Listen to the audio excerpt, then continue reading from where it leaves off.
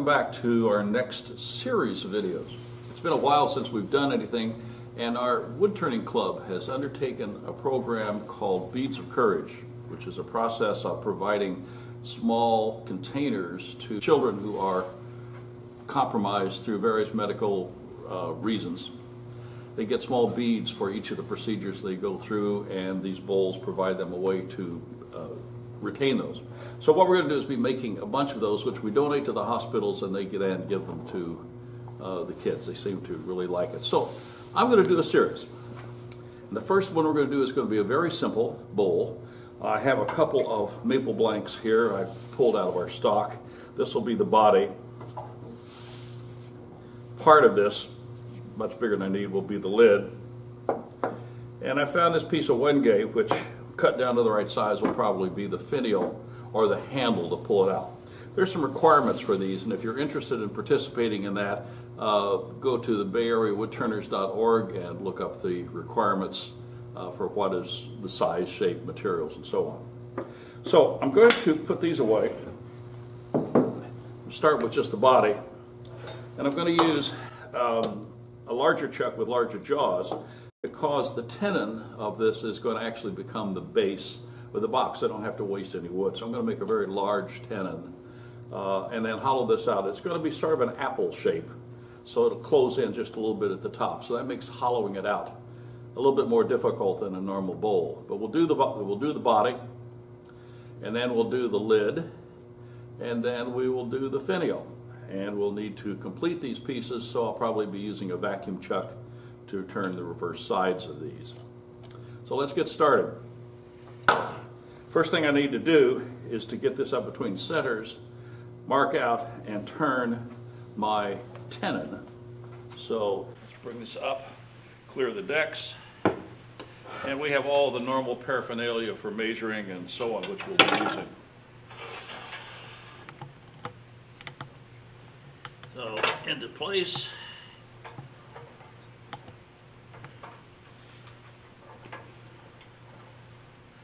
And all I'm going to do now is literally mark out the tenon.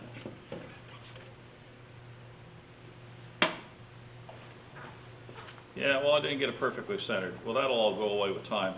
I might just go ahead and flatten this and true up this edge while I'm between centers, and then go on to the next step. So let me true it up, then mark out the tenon.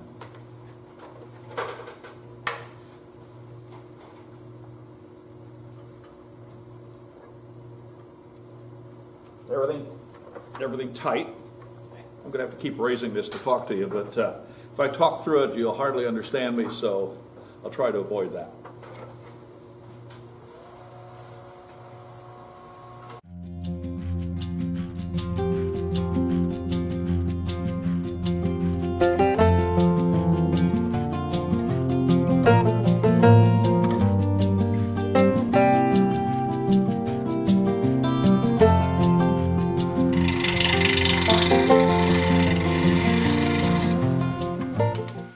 That was the spur drive slipping in the headstock.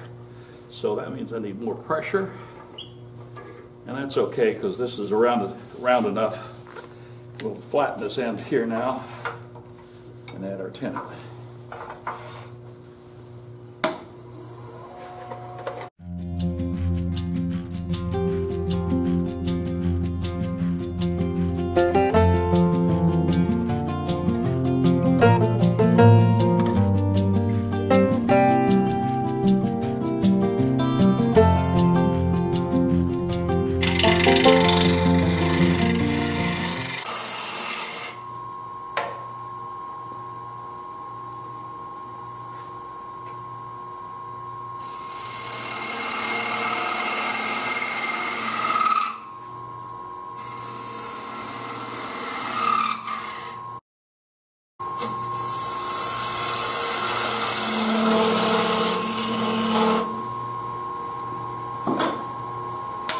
Not much of a cut, but it's necessary. So now we can put this in a chuck.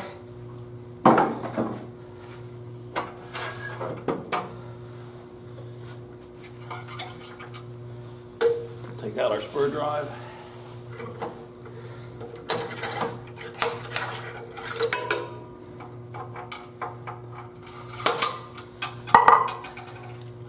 Now it's our 4-jaw chuck with the larger jaws.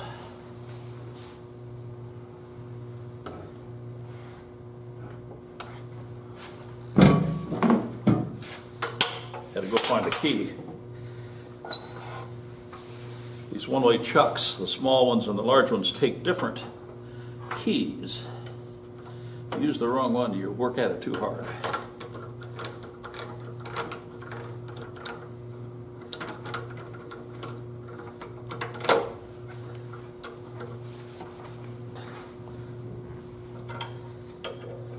Nice and tight.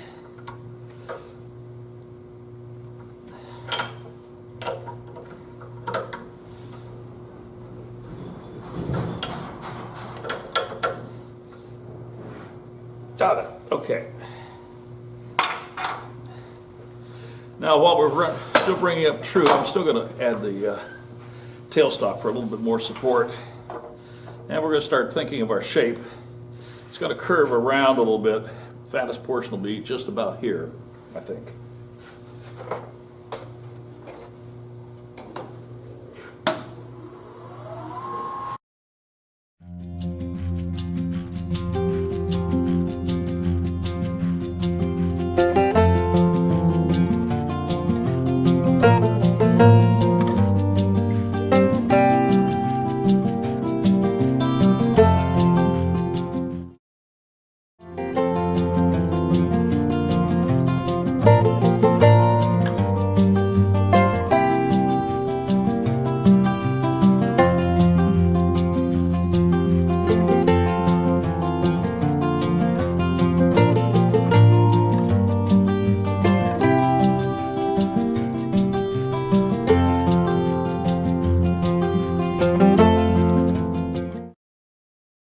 Just kind of visualizing how that's going to finish up down inside of that tenon. So I'm doing this here to keep from hurting my tool. I'll clean up the shape just a little bit.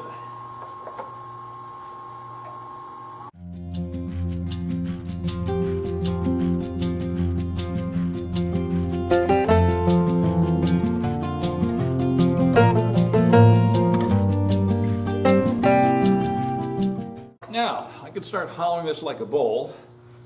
Or taking out some extra mass with the Forstner bit. Let's give that a try. See how that works out.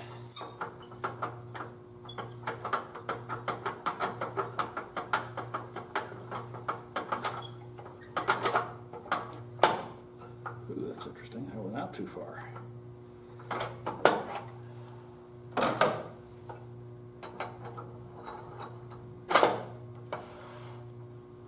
See if I can take out some of the mass this way. Certainly slower.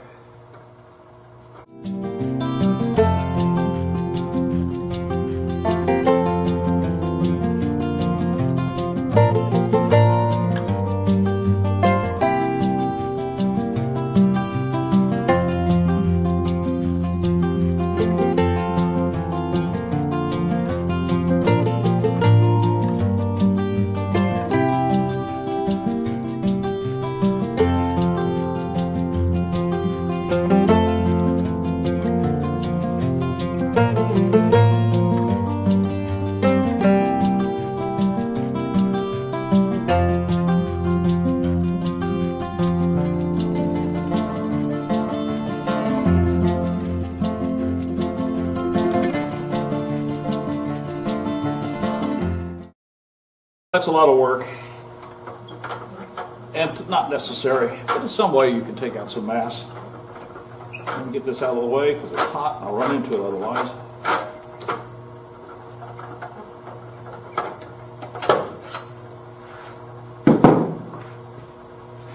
It's a lot easier to do it with a gouge.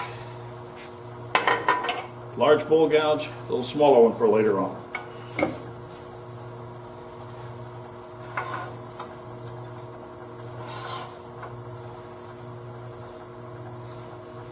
And I want to be just about center line. And I want this totally out of my way.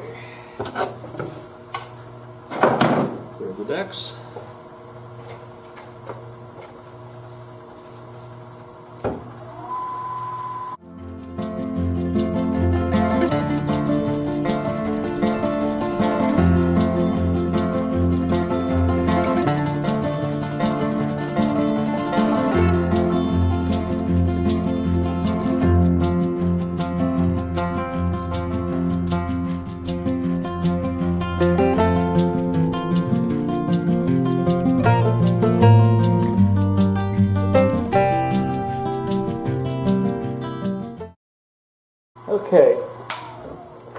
that's telling me is this tool is beginning to bounce in here, and probably a set of hollowing tools would be the more appropriate tool to finish this off with, because I have to go back up underneath here, and this will have to come in more. So I'm going to go stop, go get a couple of hollowing tools, and be right back.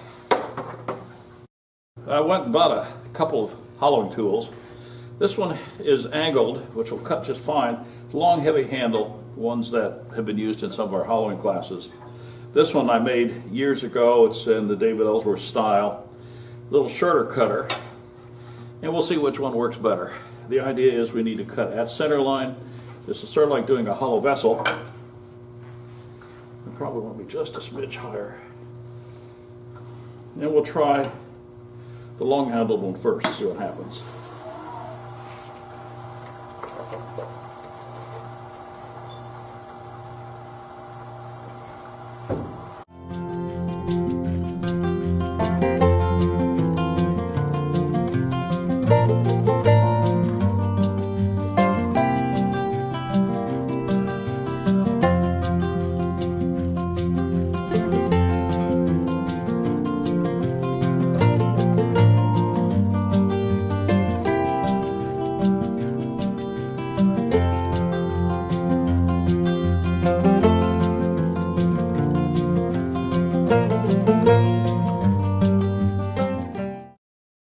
So we have a dull cutter.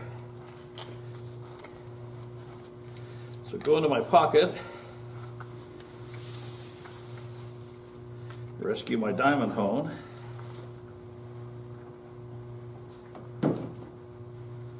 and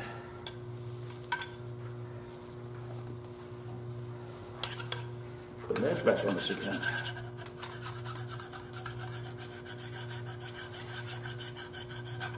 Just stroking up the edge. Leave that out here, I'm going to need it again. So I'm just coming back up underneath here. This is not working, it's a bigger cutter. It's hard to control. For me.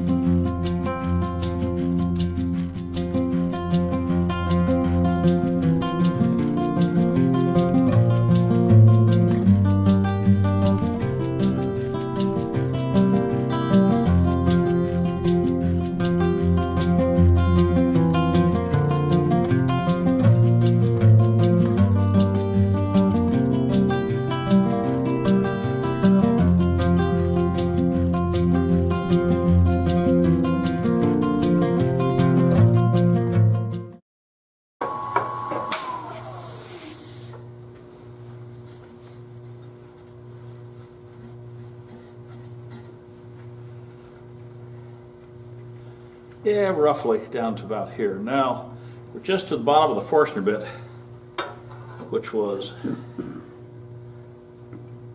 right about there. So we got a long way to go yet.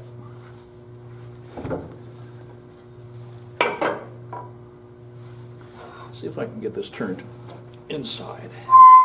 Oh, yeah, that'll work. Allow me to get a little closer to the work. Maybe reduce some of the vibration.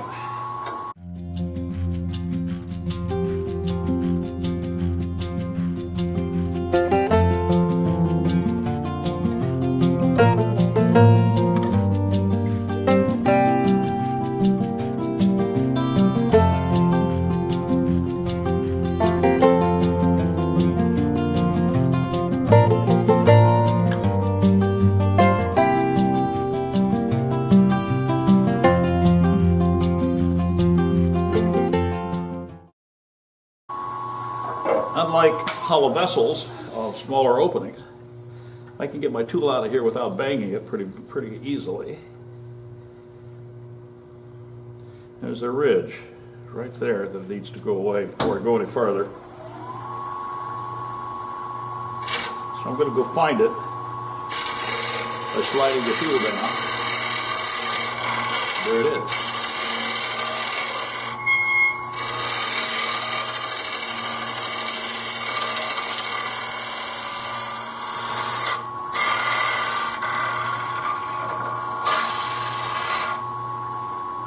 Or I'm looking again. Okay, now I've got to go deeper.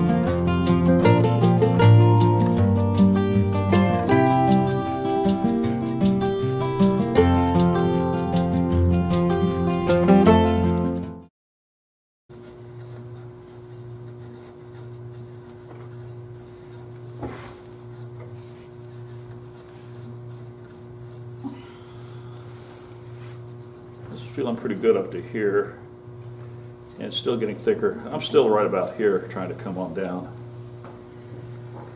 I went back to the supply and got another scraper, one whose blade is perfectly straight rather than angled out, because my need is to get more mass off of the exact bottom. So this will allow me to go straight in here and clean up that bottom. Well, get it started cleaning up.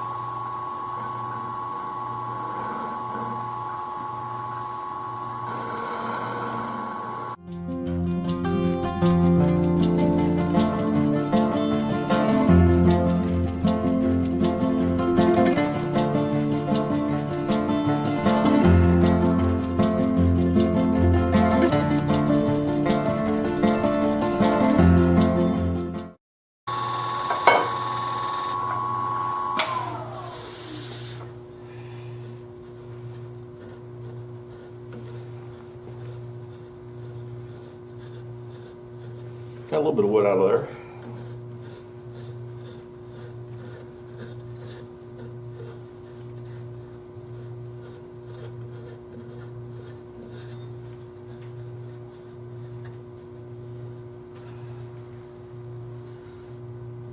So let's see if we can use a scraper in here now to get across that bottom. Put this away for a second.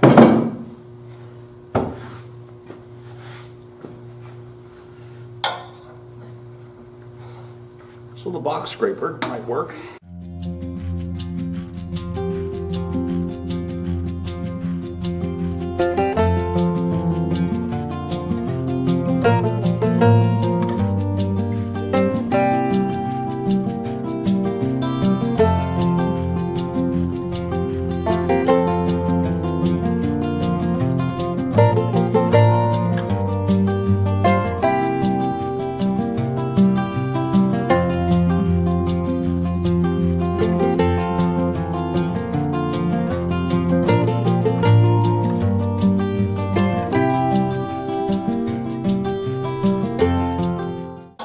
What I've been working at is taking the little mountain out of the center. If you miss the center at all, you'll cut above or below it. And that leaves a little mountain in there, and it's almost impossible to get a round tool on a round spot. I've got most of it, but what you do is you feel for it, then get down underneath, come up like this until you get it flat, and then that makes it a little easier. Shape's still a little thick down here, but we're getting real close. We're getting closer. And when I look in there, it looks okay. So I've got to go back to that little spot again. There it is. I can feel it.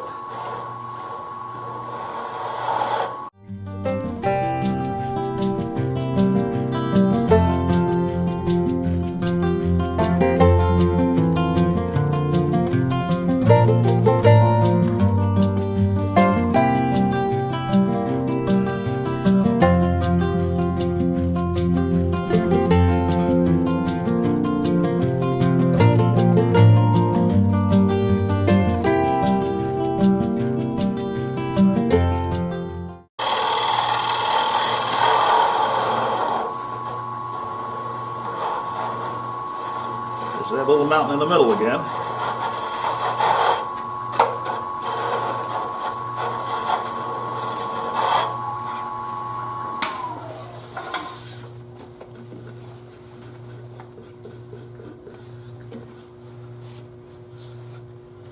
Well, that spot's gone, that's good. Now right here there's a couple of ridges that need to be smoothed out. They're just not nice. It's acceptable, but it could do better. So now what I'm going to do is find that spot.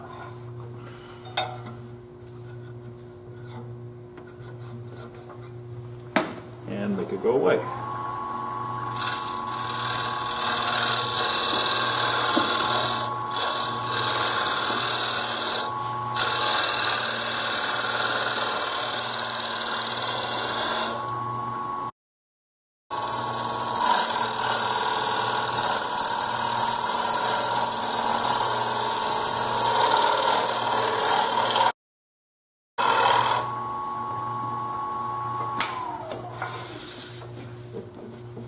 Nice to have a big opening. Makes it easier to get the chips out and to get my hand in. That's pretty smooth. Now there's that little mountain right in the middle, still there. So I gotta go make him go away. So let's go find him. Right there, right there.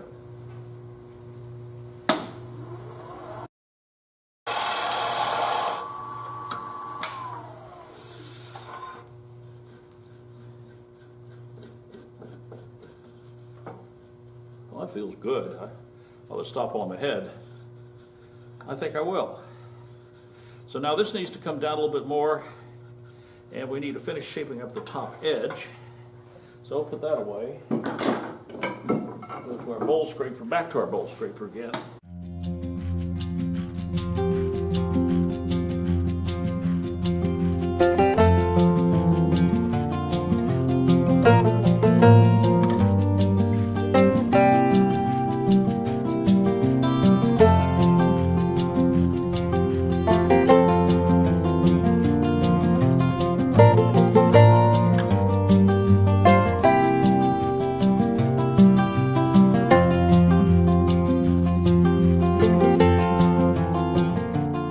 Okay.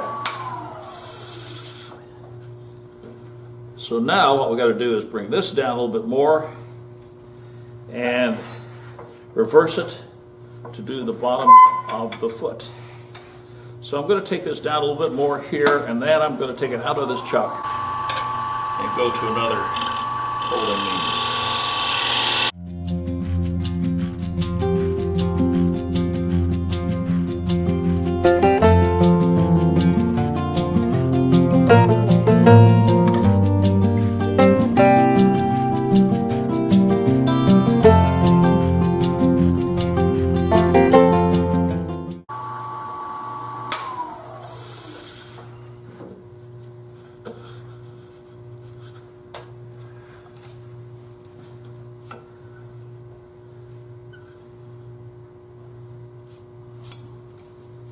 Don't think it makes any difference. Nope. Still about an inch thick. And that really ought to go down some more, which I'll do later off camera. But let's finish off the base here a little bit. I'm going to reverse this into, I think I can do it in the other chuck. Let's see what we can do without doing vacuum chucking.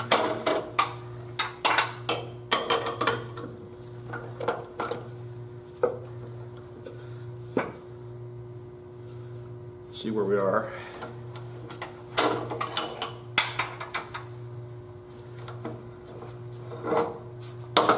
And let's try this.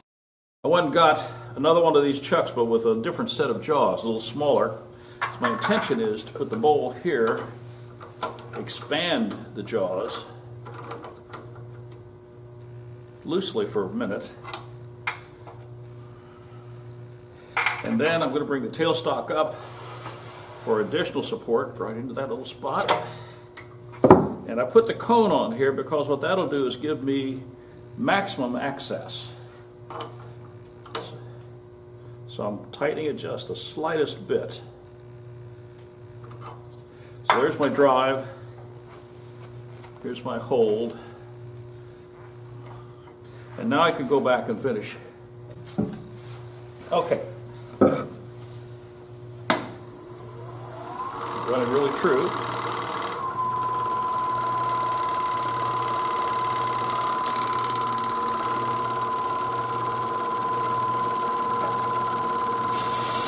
And these cuts are going to be light, so I don't want it to slip.